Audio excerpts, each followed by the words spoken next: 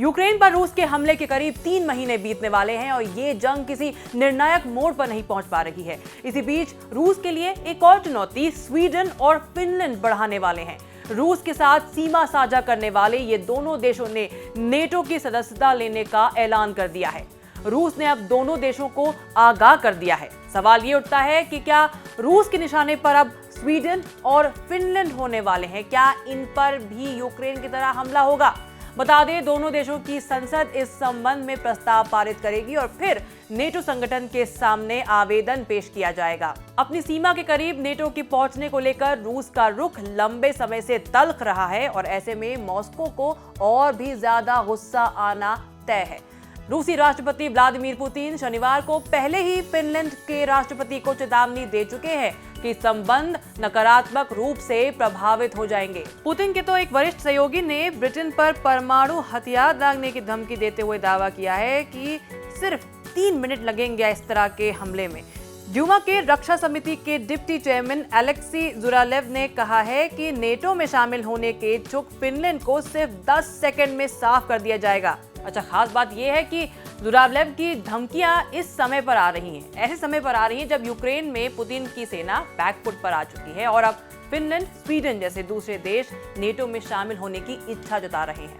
तो फिर अब सवाल उठता है कि तटस्थ रहने वाले फिनलैंड ने अब ये फैसला क्यों लिया है? दरअसल फिनलैंड रूस के साथ 1340 किलोमीटर लंबी सीमा साझा करता है और ऐसे में उसकी स्थिति भौगोलिक दृष्टि से ज्योग्राफिकली बेहद इंपॉर्टेंट है। फिनलैंड ने 1917 में स्वतंत्रता की घोषणा की थी।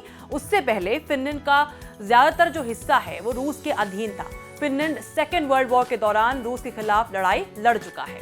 स्वीडन ने पिछले 200 सालों में कोई युद्ध नहीं लड़ा है। उसकी विदेश नीति लोकतंत्र समर्थक और परमाणु निरस्त्रीकरण पर केंद्रित रही है।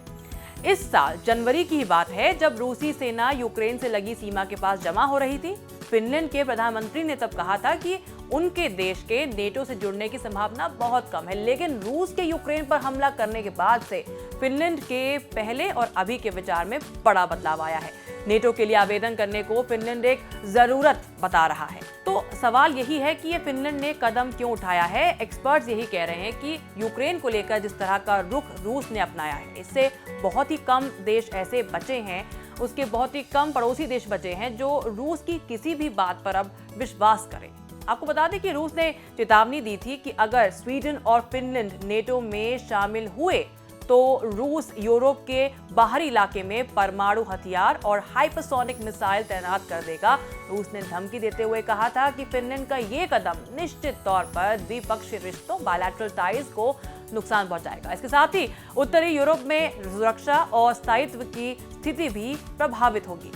बता दें जानकारी के लिए कि स्वीडन और फिनलैंड 1994 से नेटो के ऑफिशियल पार्टनर्स हैं। हालांकि ये फुल मेंबरशिप से अलग है, ये पूर्ण सदस्यता नहीं है। दोनों ही देशों ने शीत युद्ध यानी कोल्ड वॉर की समाप्ति के बाद से कई नेटो मिशन में भी भाग लिया है।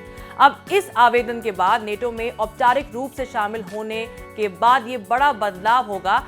अनुच्छेद 5 जो है, आर्टिकल 5 जो है, उसको यूज किया जा सकेगा। इसके तहत एक सदस्य देश पर अगर कोई हमला होता है तो उसे सभी सदस्यों पर हमले के रूप में देखा जा सकता है। साथ ही ये पहली बार होगा कि फिनलैंड और स्वीडन को परमाणु देशों से सुरक्षा की गारंटी मिल पाएगी। तो यहाँ पर फायदा देख रहे हैं यूक्रेन की स्थिति को मद्देनजर रखते हुए फिनलैंड और स्वीडन, लेकिन यहाँ पर खतरा बना हुआ है रशिया का लगातार।